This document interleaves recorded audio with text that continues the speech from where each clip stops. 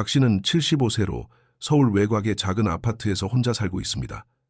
그날 새벽 3시쯤 그는 갑작스럽고 극심한 통증에 깜짝 놀라 잠에서 깼습니다. 종아리가 심하게 경련을 일으키며 딱 굳어버려 전혀 펼 수가 없었습니다. 그는 얼굴을 찡그리며 몸을 일으켜 종아리를 주무르려 했지만 움직일수록 근육은 더 세게 조여오고 통증은 더 심해졌습니다. 또다시 찾아온 다리 쥐 예고 없이 참기 힘들 만큼 아픈 통증이었습니다. 그는 중병을 앓고 있지 않습니다. 입원한 적도 없습니다. 간병인이 필요한 상태도 아닙니다. 낮에 그를 보면 그가 약해졌다고 생각할 사람은 아무도 없습니다. 매일 아침 산책을 하고 혼자서 식사를 준비하며 자녀와 손주들에게 늘 이렇게 말합니다. 난 괜찮다. 아직 건강해. 하지만 한 가지, 박 씨는 절대 누구에게도 말하지 않는 것이 있습니다. 밤이 되어 집안의 불이 모두 꺼지고 밖의 도시가 고요해지면 그는 익숙한 두려움을 안고 잠자리에 듭니다. 죽음이 두려운 것이 아닙니다. 병이 두려운 것도 아닙니다. 그가 두려워하는 것은 밤입니다. 오늘 밤 자신의 다리가 또다시 자신을 배신할지 알 수 없기 때문입니다. 어떤 밤에는 새벽 2시나 3시쯤 그는 갑자기 잠에서 깨게 됩니다. 악몽 때문이 아닙니다. 누군가 종아리를 꽉 쥐어짜는 것처럼 근육이 수축되기 때문입니다. 그 감각은 보통의 통증이 아닙니다. 예고 없이 찾아오고 매우 강렬하며 대비할 틈도 없습니다. 종아리 전체가 돌처럼 굳어버립니다. 다리를 펼 수 없고 움직일 수도 없습니다. 아주 작은 움직임만 있어도 통증은 더 강하게 조여옵니다. 박 씨는 침대에서 벌떡 일어나 앉습니다. 떨리는 두 손으로 다리를 붙잡고 숨을 가쁘게 몰아쉬며 방이 덥지 않은데도 식은땀이 흐릅니다. 그 순간 그는 노화를 떠올리지 않습니다. 그보다 훨씬 더 무서운 생각을 합니다. 만약 오늘 밤 내가 일어나지 못한다면, 다음에 또 생기면 넘어지지는 않을까? 언젠가 이 몸을 더 이상 통제하지 못하게 된다면? 다음 날 아침 박 씨는 다시 일어납니다. 옷을 입고 평소처럼 산책을 나갑니다. 하지만 그의 마음속에는 아주 작은 변화가 생겼습니다. 그 자신조차 인정하고 싶지 않은 변화입니다. 그는 밤이 오는 것이 두려워지기 시작했습니다. 아들에게도 말하지 않고 친구에게도 말하지 않으며 병원에도 가지 않습니다. 그는 이렇게 생각하기 때문입니다. 그냥 나이가 들어서 그런 거야. 누구나 겪는 일이겠지. 어쩔 수 없어. 그리고 바로 그 생각 때문에 수많은 60대, 70대 사람들이 밤마다 찾아오는 다리 쥐를 아무 말 없이 견뎌내고 있습니다. 아주 중요한 진실을 모른 채로 말입니다. 다리 쥐는 나이가 들면 반드시 생기는 것이 아닙니다. 그것은 시간의 벌이 아닙니다. 몸이 보내는 구조 신호입니다. 몸이 이렇게 말하고 있는 것입니다. 근육이 이완되기 위해 필요한 것이 부족하다. 신경신호가 제대로 전달되지 않고 있다. 미네랄이 필요한 곳까지 도달하지 못하고 있다. 만약 지금 이 이야기가 내 얘기 같다고 느껴진다면, 만약 당신도 한 번이라도 한밤중에 다리가 쥐나서 잠에서 깬 적이 있고 어둠 속에서 종아리를 주무른 적이 있으며 다음날 아침 아무 일 없었던 척한 적이 있다면, 이 영상은 바로 당신을 위한 것입니다.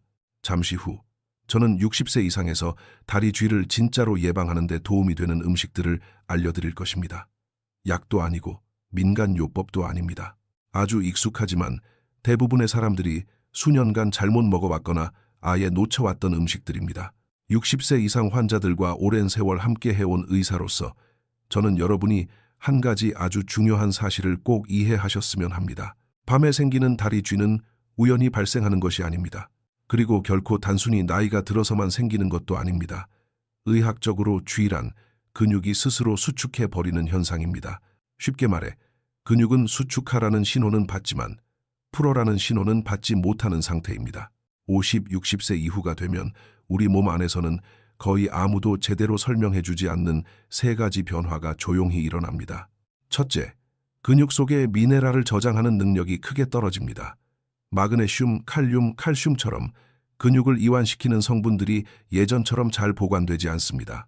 식사는 평소처럼 하고 있을지 몰라도 근육은 충분히 공급받지 못하고 있는 것입니다. 둘째, 신경 전달 속도가 느려지고 안정성이 떨어집니다. 낮에는 여전히 걷고 일상생활을 할 수 있습니다. 하지만 밤이 되면 몸이 휴식 상태에 들어갈 때 아주 작은 신호의 어긋남만 있어도 근육이 갑자기 강하게 수축해버릴 수 있습니다. 그리고 셋째, 많은 사람들이 가장 쉽게 놓치는 가장 중요한 이유가 있습니다. 밤사이 근육 내부에서 일어나는 미세한 탈수입니다. 갈증을 느끼지 않을 수도 있습니다. 땀을 흘리지도 않았을 수 있습니다. 하지만 여러 시간 잠을 자는 동안 근육 섬유 안의 수분과 전해질은 매우 낮은 수준까지 떨어집니다. 그 순간 근육은 마치 마른 끈처럼 되어 작은 자극에도 강하게 경련을 일으키게 됩니다. 그래서 쥐는 밤이나 새벽 무렵에 자주 발생합니다. 우연이 아니라 근육이 가장 결핍된 바로 그 시간대에 일어나는 것입니다. 저는 환자들에게 자주 이렇게 말합니다. 이건 다리 근육 자체의 문제가 아닙니다. 생체 신호의 문제입니다. 몸은 말로 이야기하지 않습니다. 증상으로 말합니다. 그리고 쥐는 몸이 보내는 신호입니다. 이제 더 이상 나를 방치하지 말아달라. 다행히도 좋은 소식이 있습니다. 이 원리를 제대로 이해하면 강한 약이 필요하지 않습니다. 참고 견딜 필요도 없습니다. 그저 몸에 다시 올바른 신호를 올바른 시간에 보내주기만 하면 됩니다. 그리고 그 가장 간단한 방법은 매일 먹는 음식에 있습니다. 이제부터 경험담이 아니라 60세 이상 사람의 생리학에 근거해 근육을 다시 이완시키는데 정말 도움이 되는 음식들을 알려드리겠습니다. 만약 제가 60세 이상에서 다리 쥐를 막기 위해 단 하나의 요소만 선택해야 한다면 저는 약을 선택하지 않을 것입니다. 운동도 선택하지 않을 것입니다. 저는 마그네슘을 선택합니다. 그리고 진료실에서 제가 가장 걱정하는 점은 대부분의 노년층이 자신도 모르는 사이에 심각한 마그네슘 결핍 상태에 있다는 사실입니다. 마그네슘은 눈에 띄는 미네랄이 아닙니다. 즉각적으로 각성되는 느낌을 주지도 않고 당장 몸이 강해진 것처럼 느껴지지도 않습니다. 하지만 이것이 부족하면 근육은 결코 완전히 이완되지 못합니다. 생리학에서 마그네슘은 근육 이완 스위치라고 불립니다. 움직일 때는 칼슘이 근육에 수축하라는 신호를 보냅니다. 하지만 근육이 풀리기 위해서는 마그네슘이 반드시 필요합니다. 그렇다면 마그네슘이 부족하면 어떻게 될까요? 근육은 수축하라는 신호를 받지만 멈추라는 신호는 받지 못합니다. 그리고 바로 그 순간 쥐가 발생합니다. 많은 환자분들이 이렇게 말씀하십니다. 의사 선생님, 저는 평소에 잘 먹고 있습니다. 하지만 조금 더 자세히 살펴보면 항상 같은 문제가 보입니다. 녹색 채소 섭취가 매우 적고 소화가 안 될까봐 콩류를 피하고 살찔까봐 견과류를 꺼리며 해조류는 거의 먹지 않습니다. 이것이 바로 60세 이후에 숨겨진 함정입니다. 이 나이가 지나면 근육 안에 마그네슘을 유지하는 능력이 크게 떨어집니다. 즉, 더 많이 먹어야 하는 것이 아니라 더 정확하게 먹어야 한다는 뜻입니다. 그리고 좋은 소식은 이것입니다. 마그네슘은 낯선 음식에 있는 것이 아닙니다. 한국인에게 매우 익숙한 음식 속에 있습니다. 미역, 다시마, 시금치, 두부, 콩류, 아몬드 같은 견과류. 하지만 문제는 먹느냐 안 먹느냐가 아닙니다. 몸이 그 신호를 느낄 만큼 먹고 있느냐는 것입니다. 저는 환자분들께 자주 이렇게 말합니다. 밤에 쥐가 난 뒤에야 마그네슘을 떠올리지 마세요. 그때쯤이면 근육은 이미 며칠, 심지어 몇 년 동안 부족한 상태였기 때문입니다. 이 영상을 보며 이렇게 생각하신다면 요즘 밤에 다리에 쥐가 자주 나는데 아침에 일어나도 종아리가 아직 뻣뻣한데 아마도 몸이 이렇게 말하고 있는 것입니다. 나를 좀 풀어줘. 그리고 복잡한 일은 필요 없습니다. 오늘 밤 바로 실천해 볼 수 있는 아주 작고 쉬운 변화 하나면 충분합니다. 연하게 끓인 미역국 한 그릇 또는 저녁 식사에 작은 두부 한 조각 많을 필요도 없고 번거로울 필요도 없습니다. 중요한 것은 몸에 분명한 신호를 보내는 것입니다. 이제 이완할 수 있는 조건이 갖춰졌다. 오늘부터 시작하고 싶다면 아주 간단한 행동 하나만 해보세요. 댓글에 1번이라고 남겨주세요. 이것은 마그네슘이 당신의 근육 건강에 얼마나 중요한지 스스로 확인하는 작은 표시입니다. 그리고 이어서 제가 두 번째 음식에 대해 말씀드리겠습니다. 많은 분들이 매일 먹고 있지만 잘못된 방식으로 먹고 있어서 마그네슘을 보충해도 쥐가 계속 반복되는 바로 그 음식입니다. 다음 내용을 놓치지 마세요. 마그네슘을 충분히 보충하고 있어도 다리에 쥐가 다시 생기는 이유는 여전히 존재합니다. 많은 환자들이 이렇게 말합니다. 의사 선생님, 미역도 먹고 두부도 먹는데 왜 밤만 되면 다리에 쥐가 날까요? 그리고 제 대답은 대개 아주 단순합니다. 신호가 근육까지 제대로 전달되지 않기 때문입니다. 그래서 저는 항상 이렇게 말합니다. 마그네슘은 근육을 이완시키는 스위치이고 칼륨은 그 신호를 전달하는 전선입니다. 생리학적으로 칼륨은 뇌에서 근육 섬유로 신경 신호를 전달하는 역할을 합니다. 이것이 부족하면 신호가 끊기고 혼란스러워지며 늦어집니다. 그 결과는 무엇일까요? 근육은 강하게 수축하라는 명령은 받지만 조절할 만큼의 정보는 받지 못합니다. 그래서 쥐가 예고 없이 갑자기 발생합니다. 60세 이후에는 생각보다 훨씬 빠르게 칼륨이 소모됩니다. 특히 다음과 같은 경우에 그렇습니다. 짠 음식을 자주 먹는 경우, 이뇨제를 복용하는 경우, 커피를 많이 마시는 경우, 땀을 많이 흘리면서도 전해질을 거의 보충하지 않는 경우, 중요한 사실은 이것입니다. 대부분의 노년층은 에너지가 부족한 것이 아니라 미네랄의 균형이 무너져 있습니다. 그리고 그 중에서도 칼륨은 가장 쉽게 잊히는 미네랄입니다. 다행히도 좋은 소식이 있습니다. 영양제를 먹을 필요는 없습니다. 칼륨은 한국인에게 매우 익숙한 음식 속에 이미 들어 있습니다. 바나나, 고구마, 아보카도, 신선한 배추와 싱겁게 먹는 채소. 하지만 여기에는 아주 흔한 실수가 있습니다. 많은 사람들이 바나나를 아침에 먹고 고구마를 낮에 간식처럼 먹습니다. 에너지 보충에는 좋습니다. 하지만 밤에 생기는 쥐를 막기에는 충분하지 않습니다. 왜냐하면 쥐는 깨어 있을 때 생기지 않기 때문입니다. 몸이 쉬고 있을 때 근육 속 미네랄이 가장 낮아지는 순간에 발생합니다. 그래서 저는 환자들에게 아주 단순한 원칙 하나를 알려줍니다. 칼륨은 오후 늦게나 저녁에 보충해야 합니다. 많을 필요는 없습니다. 단지 타이밍이 중요합니다. 예를 들면 저녁 식사 후 바나나 반 개 또는 소량의 찐 고구마, 이 정도만으로도 밤새도록 신경계가 더 정확하고 완전한 신호를 전달하도록 도울 수 있습니다. 만약 지금 이렇게 생각하고 있다면 나는 원래 이런 음식들을 먹고 있었는데, 이것을 꼭 기억하세요. 중요한 것은 먹느냐가 아니라 몸이 이해할 수 있는 시간에 먹느냐입니다. 이어서 저는 세 번째 음식에 대해 말씀드리겠습니다. 이 요소가 부족하면 마그네슘과 칼륨이 충분해도 근육은 여전히 통제 없이 수축할 수 있습니다. 다음 내용을 꼭 놓치지 마세요. 제가 꼭 솔직하게 말씀드려야 할 아주 중요한 사실이 있습니다. 이 세 번째 음식이 빠지면 마그네슘과 칼륨은 절대 제 역할을 제대로 할 수 없습니다. 많은 분들이 혼란스러운 상태로 저를 찾아옵니다. 분명히 잘 먹고 있는 것 같은데 그런데도 쥐가 계속 나요. 그리고 식단을 자세히 살펴보면 저는 거의 항상 같은 문제를 발견합니다. 칼슘은 있는데 근육까지 제대로 도달하지 못하고 있는 것입니다. 칼슘은 뼈를 튼튼하게 하는 데만 필요한 것이 아닙니다. 근육에게 수축하라고 명령을 내리는 미네랄입니다. 칼슘이 부족하면 근육 수축이 약해지고 조절이 흐트러집니다. 하지만 칼슘이 잘못된 타이밍에 들어오거나 마그네슘의 균형 없이 작용하면 근육은 너무 강하게 수축한 뒤 풀리지 않게 됩니다.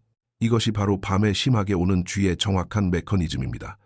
그리고 60세 이후 가장 흔한 실수가 바로 이것입니다. 신장 결석이 무서워 칼슘을 피하는 것, 보충제만 의존하는 것, 칼슘이 많은 음식을 아예 피하는 것. 하지만 우리 몸은 충격적인 칼슘을 좋아하지 않습니다. 부드럽고 꾸준한 음식에서 오는 칼슘을 원합니다. 한국인에게 아주 익숙한 자연적인 칼슘 식품은 다음과 같습니다. 뼈째 먹는 멸치, 무가당 두유, 요구르트와 부드러운 치즈, 국으로 끓인 두부. 음식에서 오는 칼슘은 천천히 부드럽게 들어오며 근육을 과도하게 자극하지 않습니다. 저는 환자분들께 항상 이렇게 말합니다. 칼슘은 정해진 용량을 채우기 위한 게 아닙니다. 근육의 리듬을 만들어주는 것입니다.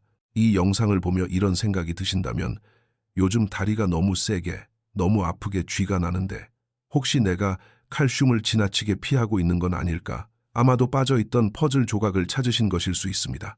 그리고 지금 아주 간단한 한 가지를 해보세요. 오늘 저녁 식사에 위 음식 중 하나만 추가할 수 있다면 댓글에 3번이라고 남겨주세요. 다리와 근육 경련을 예방하는 새로운 여정을 시작했다는 표시입니다.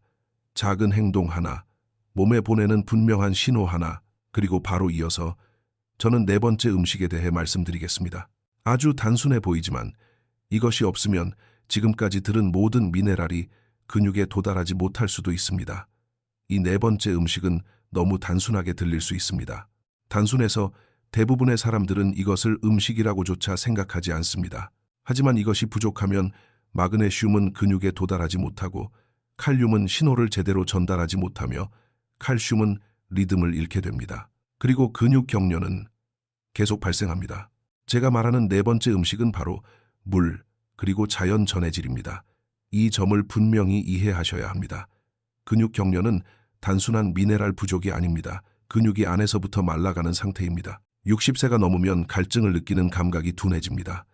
목이 마르지 않을 수는 있지만 근육은 매 시간 물을 잃고 있습니다. 밤에 잠을 자는 동안에도 물과 전해질은 계속 소모됩니다. 잠자기 전에 맹물만 마시거나 더 나쁘게는 아무것도 마시지 않으면 근육은 고립된 상태에 놓이게 됩니다. 그 상태에서 아주 작은 신경 신호만 와도 근육은 강하게 수축하고 풀리지 않습니다. 그래서 많은 분들이 제게 이렇게 말합니다. 의사 선생님, 물은 많이 마시는데도 왜 자꾸 쥐가 날까요? 전해질이 없는 물만으로는 근육을 제대로 살릴 수 없기 때문입니다. 몸에 필요한 것은 단 음료도 아니고 커피도 아닙니다. 자연 미네랄을 함께 지닌 물입니다. 아주 간단합니다. 저녁에 묽은 미역국 한 그릇, 또는 따뜻한 물에 바다소금 한 꼬집, 또는 싱겁게 끓인 채소국 마늘 필요 없습니다. 복잡할 필요도 없습니다. 몸이 이렇게 이해하면 충분합니다. 물이 있다, 미네랄이 있다, 이제 이완해도 된다. 여기까지 보고 계시다면 아주 간단한 한 가지를 해보세요. 오늘 밤 잠들기 전에 작은 컵에 따뜻한 물 한 잔을 마시며 자신의 다리를 떠올려 보세요. 시도해볼 마음이 있다면 댓글에 이렇게 남겨주세요. 기억하겠습니다. 왜냐하면 때로는 하룻밤을 편안히 자게 해주는 것이 약이 아니라 몸에 보내는 올바른 신호일 수 있기 때문입니다. 이 시점에서 잠시 멈춰서 생각해 보시기 바랍니다. 왜냐하면 이 영상 전체에서 단 한 가지만 기억하셔야 한다면 이것만은 꼭 기억해 주세요. 당신이 적게 먹어서가 아닙니다. 먹는 시간이 잘못되었을 뿐입니다. 제 진료실에서 수년 동안 반복해서 들어온 말이 있습니다. 의사 선생님, 저는 충분히 먹고 있어요. 그리고 바로 이어서 이런 말이 나옵니다. 그런데 밤마다 다리에 쥐가 나요. 이 두 말은 전혀 모순되지 않습니다. 근육은 음식의 양을 이해하지 않기 때문입니다. 근육이 이해하는 것은 생물학적 신호가 제때 도착했는가 뿐입니다. 60세가 지나면 몸은 더 이상 빠르게 반응하는 시스템이 아닙니다. 더 신중해지고 느려지며 특히 밤의 생체 리듬에 매우 민감해집니다. 쥐는 먹을 때 생기지 않습니다. 몸이 쉬는 순간에 나타납니다. 그래서 저녁 시간대가 거의 모든 결과를 좌우하는 것입니다. 밤 9시에서 11시 사이에 몸을 떠올려 보세요. 신경계의 속도가 서서히 낮아집니다. 근육은 활동 상태에서 회복 상태로 전환됩니다. 그리고 몸은 아주 분명한 질문을 던집니다. 오늘 밤 이완할 조건이 충분한가? 그 답이 아니오라면 미네랄이 부족하고 수분이 부족하며 신호가 늦게 도착했다면 몸은 근육을 방어적으로 긴장된 상태로 유지합니다. 그리고 잠결에 몸을 뒤척이는 순간 쥐가 발생합니다. 그래서 저는 환자들에게 항상 아주 단순한 원칙을 알려드립니다. 쥐를 예방하기 위한 식사는 잠자리에 들기 2-3시간 전에 끝나야 합니다. 많이 먹는 것이 아닙니다. 배부르게 먹는 것도 아닙니다. 올바른 음식, 올바른 리듬으로 먹는 것입니다. 밤에 근육을 보호하는 이상적인 저녁 식사는 아주 간단합니다. 묽은 미역국 한 작은 그릇, 작은 두부 한 조각, 바나나 반 개나 고구마처럼 가벼운 칼륨 공급원, 그리고 따뜻한 물 한 작은 컵 모두 다 필요하지는 않습니다. 이 중 한두 가지만으로도 충분합니다. 몸에 아주 분명한 메시지를 보내기에는 말입니다. 미네랄이 있다, 수분이 있다, 이완해도 된다. 가장 중요한 점은 이것입니다. 빈속으로 잠자리에 들지도 말고 너무 늦게 먹지도 마세요. 너무 일찍 먹으면 밤까지 미네랄이 유지되지 않습니다. 너무 늦게 먹으면 신경계가 자극되어 근육이 풀리지 않습니다. 황금 시간대는 저녁 식사 후 30-60분 아주 소량의 음식입니다. 이렇게 생각하실 수도 있습니다. 그럼 시간만 바꾸면 되는 건가요? 맞습니다. 아주 작은 변화 하나가 편안한 잠과 쥐로 깨어나는 밤을 가를 수 있습니다. 오늘 밤부터 올바른 시간에 먹어볼 준비가 되셨다면 아주 간단한 행동 하나만 해보세요. 댓글에 6번이라고 남겨주세요. 오늘 밤부터 그것은 스스로에게 이렇게 상기시키는 약속입니다. 당신의 몸은 아직 회복할 수 있는 능력이 있으며 올바른 신호만 보내면 된다는 사실을 말입니다. 그리고 마지막 부분에서 이 방법을 함부로 적용하면 안 되는 분들과 60세 이후의 몸에 무리가 가지 않도록 안전하게 조절하는 방법을 말씀드리겠습니다. 그럼 오늘 밤부터 방금 들은 걸 전부 다 해봐야겠다라고 생각하기 전에 잠시만 멈춰주세요. 지금부터 드릴 말씀이 아주 중요하기 때문입니다. 이 부분을 건너뛰면 좋은 방법을 알고도 자신의 몸에는 맞지 않게 적용할 수 있습니다. 60세 이상이라고 해서 모두가 똑같은 방법을 그대로 따라야 하는 것은 아닙니다. 저는 진료실에서 늘 이렇게 말합니다. 음식은 자연적인 약입니다. 하지만 사람을 잘못 선택하거나 양을 잘못 쓰면 오히려 몸의 균형을 흐트러뜨릴 수 있습니다. 특히 주의해야 할 첫 번째 그룹은 이뇨제나 강한 혈압약을 복용 중인 분들입니다. 왜일까요? 이런 약들은 몸에서 칼륨과 마그네슘을 평소보다 더 빠르게 소모시킵니다. 이 상태에서 갑자기 많은 양을 보충하면 몸의 반응을 살피지 못한 채 신경계의 신호가 과부하될 수 있습니다. 다음과 같은 증상이 나타나면 주의하세요. 어지럼증, 평소와 다른 빠른 심장 박동, 식사 후 심한 피로감, 머리가 무겁거나 팔, 다리에 힘이 빠지는 느낌. 이런 신호가 보인다면 완전히 중단하지 말고 양을 절반으로 줄이세요. 두 번째로 주의해야 할 그룹은 만성 신장 질환이 있는 분들입니다. 이 경우 몸에서 미네랄을 걸러내는 능력이 이미 떨어져 있습니다. 칼륨이나 마그네슘을 과하게 보충하면 전해질 균형을 조절하기 어려워질 수 있습니다. 제가 항상 강조하는 원칙은 분명합니다. 한꺼번에 몰아서 보충하지 마세요. 하루에 다 채우려고 하지 마세요. 모든 방법을 동시에 시작하지 마세요. 기억하세요. 60세 이후의 몸은 반응은 느리지만 매우 솔직합니다. 시간을 주면 몸은 분명한 신호로 답해줍니다. 그리고 제가 가장 자주 보는 또 하나의 실수는 조급함입니다. 2, 3일 해보고 변화가 없다고 해서 효과가 없나 보다라고 생각하는 분들이 많습니다. 하지만 밤에 생기는 쥐는 오랜 불균형의 결과입니다. 몸이 근육과 신경의 신호를 다시 조정하려면 최소 70일은 필요합니다. 여기까지 보고 계시다면 가장 안전한 원칙을 꼭 기억하세요. 적게 시작하고 꾸준히 같은 시간에 매일 아침 수면 상태와 몸의 느낌을 관찰하세요. 오늘 밤부터 시작하기로 했다면 완벽하려고 하지 마세요. 안정적으로 이어가는 것이 더 중요합니다. 그리고 내 몸은 억지로 밀어붙이는 게 아니라 귀 기울여야 한다라고 느끼신다면 댓글에 9번이라고 남겨 천천히 해나가겠다는 약속을 스스로에게 해주세요. 마지막 부분에서는 지금까지 들은 모든 내용을 하나의 최소한의 습관으로 연결해 드리겠습니다. 약에 의존하지 않고도 당신의 다리가 밤새 편안히 쉴 수 있도록 말입니다. 이 시점에서 저는 여러분이 한 가지 아주 중요한 사실을 이해하길 바랍니다. 이 4가지 음식은 각각 따로 사용되도록 만들어진 것이 아닙니다. 이들은 하나의 생물학적 시스템 안에서 맞물려 돌아가는 4개의 톱니바퀴와 같습니다. 올바른 방식으로, 올바른 순서로, 올바른 시간에 먹어야만 60세 이후의 몸이 그 신호를 제대로 듣고 반응합니다. 그래서 저는 어떤 음식이 가장 좋을까요? 라고 묻기보다 환자들에게 항상 이렇게 질문하라고 말합니다. 밤새 근육이 편안히 쉬도록 어떻게 먹어야 할까요? 그리고 이것이 가장 단순한 식단입니다. 복잡하지 않고 시간이 많이 들지 않으며 새로운 습관을 만들기에 충분한 식단입니다. 저는 이것을 이렇게 부릅니다. 4가지 신호, 저녁 식사 기초, 마그네슘 근육 이완. 아주 익숙한 것부터 시작하세요. 묽은 미역국이나 간이 약한 채소국입니다. 큰 그릇일 필요도 없고 진한 마실 필요도 없습니다. 목표는 몸에 첫 번째 메시지를 보내는 것입니다. 미네랄이 있다. 이제 이완해도 된다. 있음 축, 칼슘, 근육의 리듬 형성. 저녁 식사의 중심에 다음을 더하세요. 작은 두부 한 조각 또는 뼈째 먹는 소량의 마른 생선. 아주 소량이면 충분합니다. 이때의 칼슘은 뼈를 보강하기 위한 것이 아니라 근육이 올바른 리듬으로 수축하고 이완하도록 돕기 위한 것입니다. 3찜 전달, 칼륨 신경, 안정. 저녁 식사 후 약 30-60분 뒤 아주 가벼운 신호를 하나 더합니다. 바나나 반 개 또는 작은 찐 고구마 한 조각. 이 단계를 많은 분들이 건너뜁니다. 하지만 바로 이 단계가 밤 동안 뇌에서 근육으로 내려가는 신경 신호가 끊기지 않도록 돕습니다. 사결, 연결, 물 보라기 천연 전해질 잠들기. 약 1시간 전 작은 컵에 따뜻한 물 또는 남은 국물. 많이 마시지 마세요. 급하게 마시지도 마세요. 그저 몸이 이렇게 이해할 정도면 충분합니다. 밤사이 근육이 방치되지 않는다. 그리고 이것을 꼭 기억하세요. 매일 4가지를 모두 먹을 필요는 없습니다.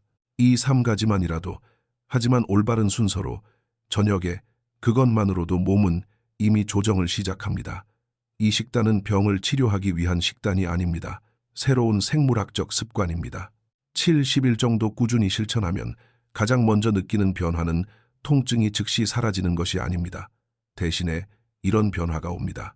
더 깊어진 수면, 아침에 종아리의 긴장이 줄어듦, 잠자리에 들 때 느끼는 심리적 안정감, 그리고 그 다음부터 야간 근육 격려는 자연스럽게 물러나기 시작합니다.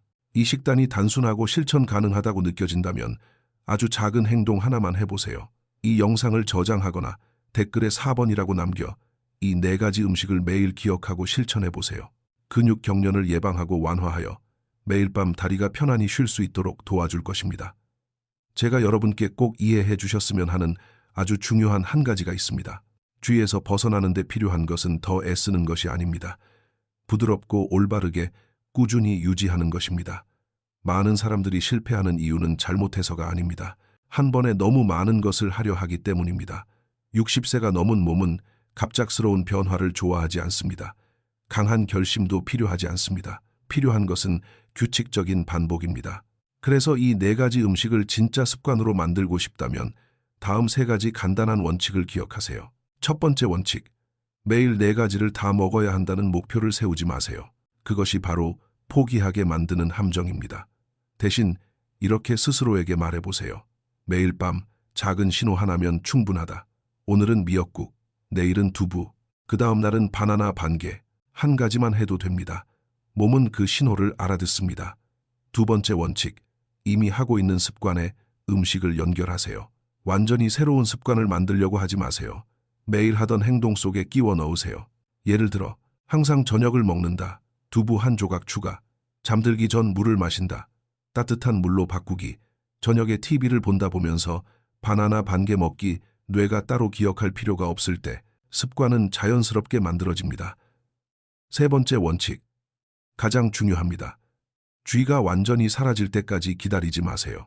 지금 여러분이 만들고 있는 것은 단순히 쥐가 없어지는 것이 아닙니다. 여러분은 다음을 만들고 있습니다. 더 깊은 잠, 잠자리에 들 때의 안정감, 자신의 몸에 대한 신뢰. 이것은 하룻밤으로 측정되지 않습니다. 저는 70대 환자들 중에서도 이런 작은 변화만으로 몇 주 후 거의 똑같은 말을 하는 분들을 많이 보았습니다. 선생님, 이제 잠자리에 드는 게 무섭지 않아요? 지금까지 이 영상을 보고 계시다면 잠시 멈추고 스스로에게 물어보세요. 오늘 밤 내 다리를 조금 더 소중하게 대해줄 수 있을까? 답이 YES라면 아주 작지만 강력한 행동을 하나 해주세요. 댓글에 8번이라고 남기세요. 그것은 스스로에게 이렇게 말하는 약속입니다. 몸은 아직도 변할 수 있다. 내가 포기하지 않는 한.